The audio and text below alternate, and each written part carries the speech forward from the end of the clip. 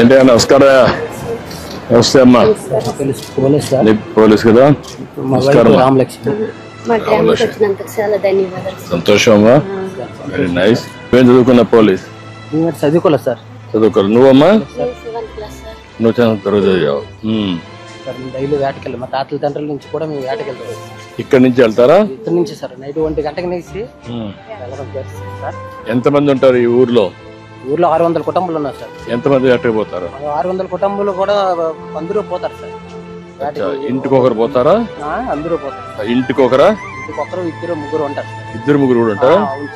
ఈ మధ్య కాలంలో కొంచెం ఇవన్నీ పడవలు వచ్చిన తర్వాత మీకు అన్ని కమ్యూనికేషన్ పెరిగిన తర్వాత ఇంకా యాక్సిడెంట్లు ఎక్కువ అవుతున్నాయి, తగ్గాయా?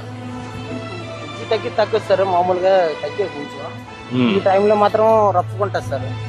ఈ టైంలో బాగా రఫ్గా ఉంటారు. రప్పుకుంటారు సార్. రప్పుకునేటప్పుడు వెళ్ళేటప్పుడు ఏంటంటే మనకి నష్టపరం జరుగుతుంది సార్. సీన్ బట్టి ఉంటుందా, డేని బట్టి? గాలి వల్ల